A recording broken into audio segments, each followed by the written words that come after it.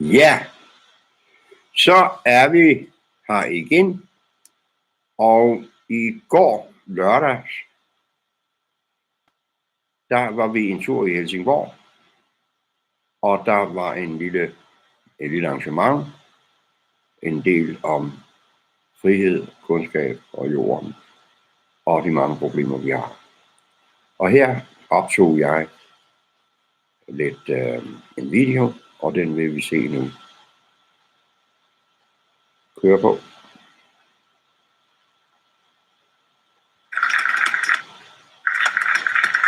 Som vanligt är det ord och inga visor när Isabella pratar. Tack så hemskt mycket, Isabella. Då ska vi få möta Mats Halsvik, den före detta bankmannen som lämnade hela globalistsfären och nu ägnar sitt liv åt att avslöja dem. Och dessutom har man dragit igång ett nytt parti som heter Jorden-Frihed-Kundskab.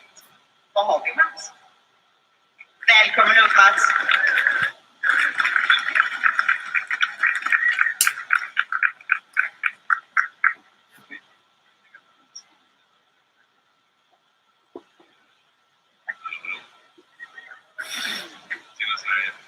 I will be speaking in English, even though I know here in Helsingborg you probably all understand Danish very well. So my name is Mats Halsvik. I have started a new political party, basically in protest because nobody else is doing it. We need someone to fight the globalists and the banksters. I will show this is we're going to turn the back on the globalists. We do it this way.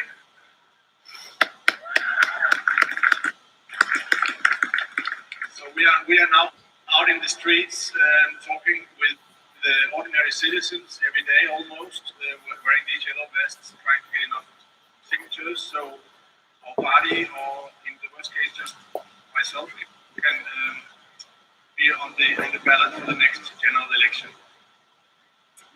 So basically, as I said, it's in process. It's tough. It's really tough what's going on. People are asleep because they have too much trust in fake news, mainstream media.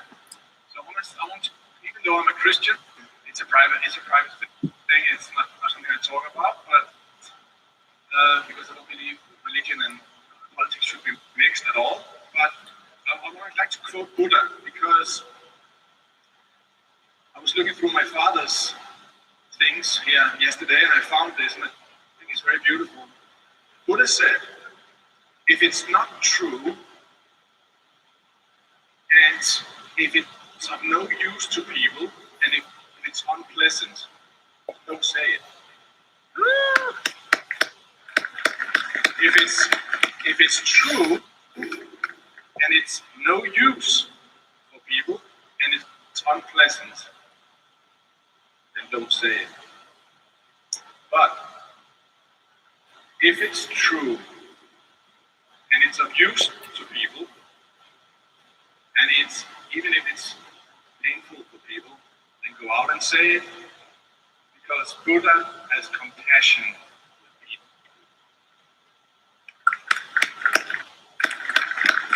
So I want to say this is why we are brave people, all of us who are here today. I'm sure most of you, if not all of you, have lost friends, maybe family members, for speaking what is true and what is of use for human beings, but which is unpleasant and painful to listen to. I'm sure we all are. So at least we have that in common as well,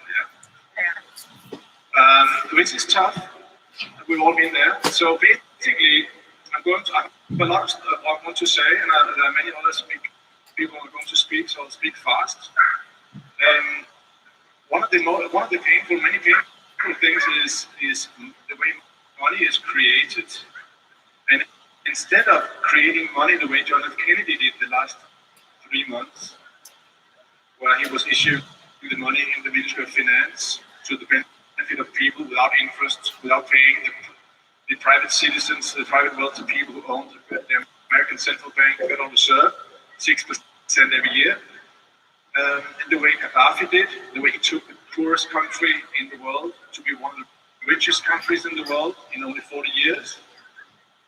and the way Japan rebuilt that nation with an independent money creation through the Ministry of Finance from 1945 till 1991. And you know what happened since 1991? They've had a recession, deflation, and not the same growth anyway. But they're still a rich country. So the money is created in the banks. So the national bank only creates the coins and the notes, but all the virtual money, all the money you use on your credit card in Denmark or Dancard, is created by banks when we take out a loan. No politicians in Denmark will talk about this. They even say that they've been informed not to talk about it, or some of them admit that. Why not? Last year we had a conflict in Denmark where they were talking about lockouting all the public sector workers. The disagreement was 1.5 billion Danish kroner. So the right-wing people wanted to save 1.5 billion. The left-wing, they wanted to spend 1.5 billion more. And the mainstream media were saying, look over here, 1 billion, 1.5 billion, 1.5 billion, yeah? And all the anxiety and the fear it created in the people, not knowing whether they would be locked out of their work for a month, or weeks, or months, right? Think about that. Look over here, 1.5 billion. Don't look over here, where the privately owned banks on average increases the monetary base by 80 billion. So look over here, 1.5 billion. Don't look over here. The banks are increasing the monetary base by 80 billion. So this is literally a conspiracy against humanity.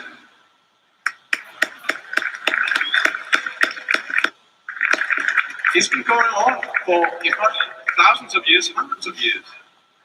If you look through history, sometimes it has been Jewish people, sometimes it's been Knights Templars, sometimes it's been Venetians, sometimes it's been different groups of people who've been creating money, and hundreds of times they've been thrown out of their country.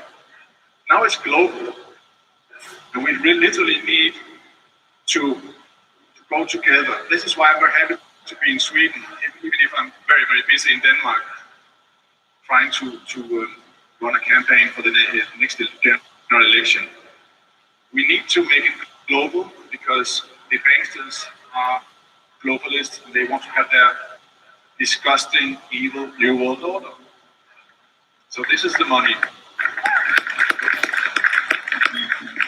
The second thing I want to say, how you can show that you are living in a fascist country.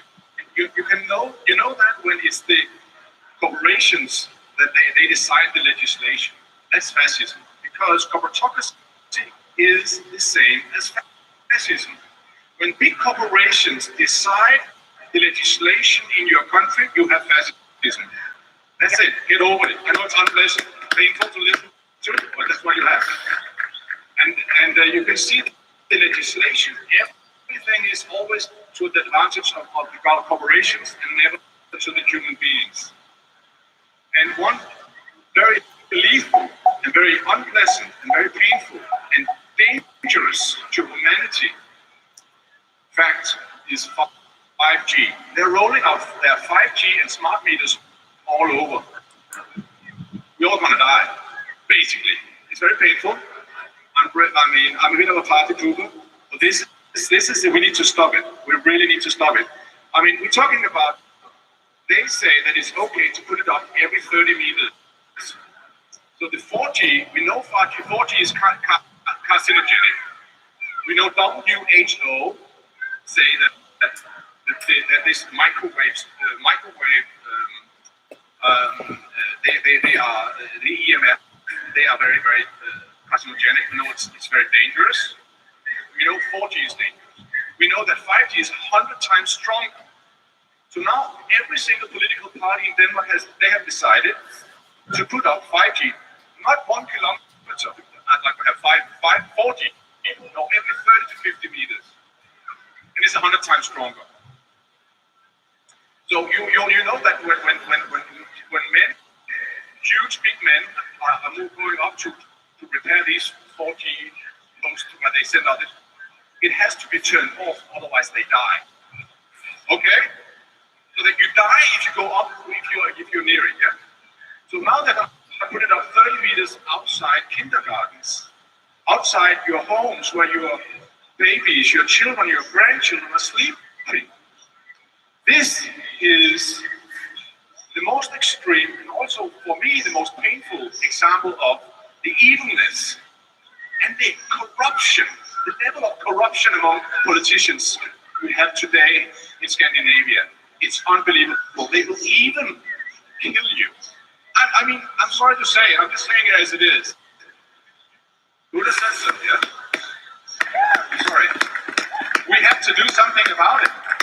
I made a video about 5G and its danger, yeah? And it's been seen by 20,000.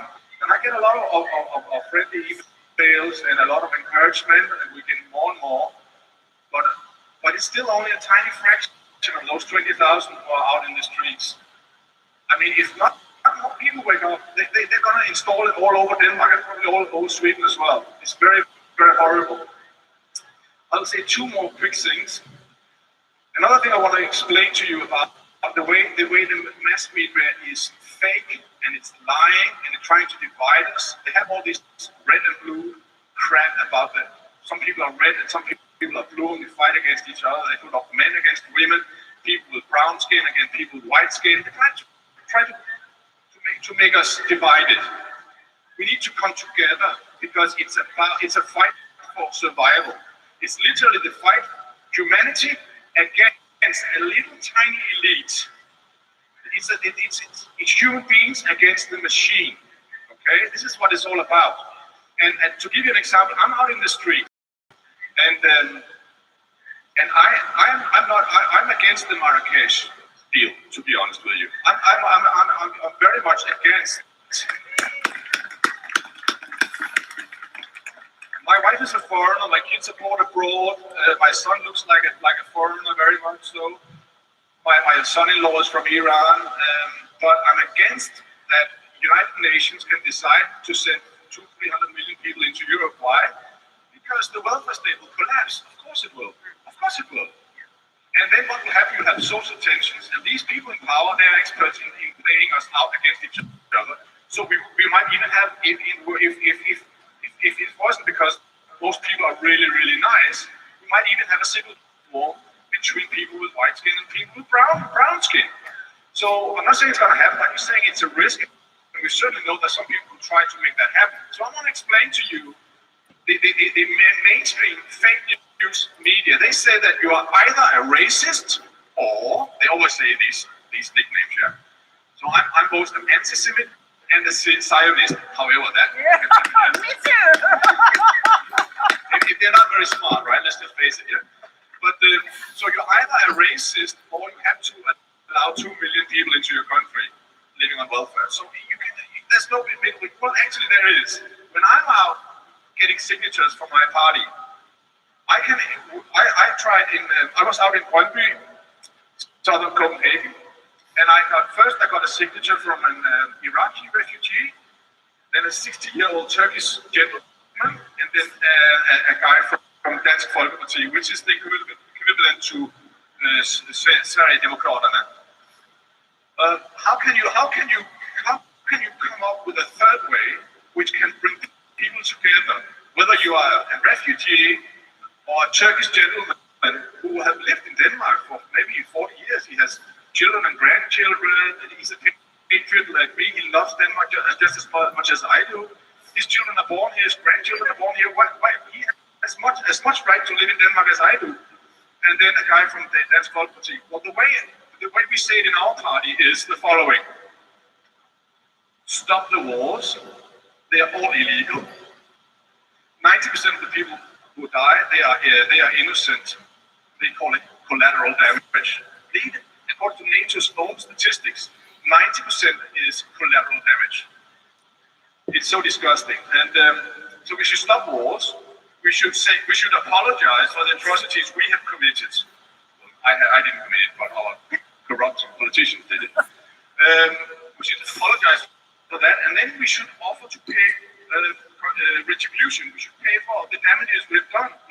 Denmark should not pay all of it, but we should pay for our share. And then lastly, we should not allow millions of people to sail over the Mediterranean into Europe. We should not be in the Marrakesh. And I'm telling you, the Iraqi refugee, he can see that it makes sense. The Turkish gentleman who's a patriot does not want to have the welfare state breaking down and people with brown skin and white skin fighting each other, and the guy from DF is signing it. So there is a third way. There is a way where we can be together, all of us, no matter how we look, no matter where our grandparents came from, yeah? And then lastly, I want to tell you why I decided that we should wear the yellow vest. It's because some people say that they want to have lower taxes, and they want to have better welfare state, it can't be done. Well, actually, it can be done. It can be done, but you are being lied to not only from the politicians and the fake news mainstream media, but the entire educational system are collaborators as well, to be honest with you. I will make a longer video, which I will release on Tuesday, but you can remove poverty 100%. You can even remove income tax and poverty and ensure everybody, as a minimum, having a middle class standard of living. And I'm not talking about policies. I'm not talking about killing the rich. I'm not talking about stealing from anybody who wants to make an extra effort. Basically, what you should do, obviously there's the money creation. That's a huge thing. The 80 billion I spoke about before. If you, instead of allowing the banks to produce 80 billion, you could have 80 billion instead. So that's huge. Yeah? You have 2,500 kroner per citizen, tax-free, and that is not a lot. It's not something you can live from, but 2,500 extra if you are an old pensioner or if you are a student, it makes a huge difference to your standard of living. And more importantly, there's something called the multiplicator effect, and it will go around you like this. How can you remove income tax and create middle class? The secret is, now here it comes. This is the secret that I'm appalled that no left-wing party has taken up on yet. For 100 years, the left-wing parties have only said, if only we tax the rich income a little bit more, we will have equality. Well, they've tried that for 100 years. How did it go? Yeah, not very well. Yeah. So now, what are they going to do? These idiots, morons, and I'm being kind here. Yeah. Let's do it again. Yeah. Well, it didn't work for 100 years. You know why? Why do you think it's going to work for the next 100 years? Yeah. The secret is tax transfers of money. Game over. If you put in a tax of 1%, whenever you transfer money, it wouldn't be a problem for ordinary citizens because we can just spend cash. There's no tax on cash. It's only the virtual money. So if a multinational corporation is transferring 1 billion out of your country, 10 million kroner, not like that. And this will ensure that the multinational corporation, for the first time in history, is paying tax. They have never paid tax. So we don't have capitalism. We don't have capitalism because ordinary small Swedish and Danish corporations, they pay corporate tax, but the multinational corporations, they don't. It's not a fair competition. We want to have a level playing field. So this is what I'm going to make a longer video about that on Tuesday. I'll do it in Danish and in English. It'll come out Tuesday afternoon. So these are the things. It is very painful, but it's very necessary. We need to be more people waking up, yeah? So thanks very much for your time. I think I spoke maybe 5 minutes more than I probably should, but thanks for your patience, everybody. Thank you so much.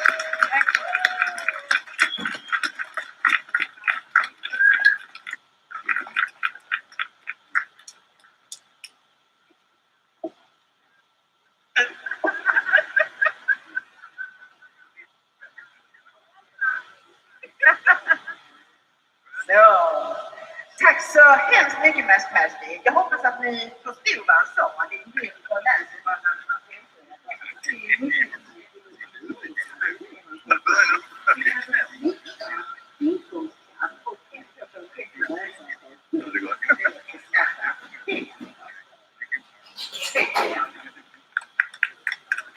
Nu ska vi ha den näst sista talaren och det är Johan Galenbäck som stod på riksdagslistan för Alternativ för Sverige som tycker tyvärr. Välkommen Johan.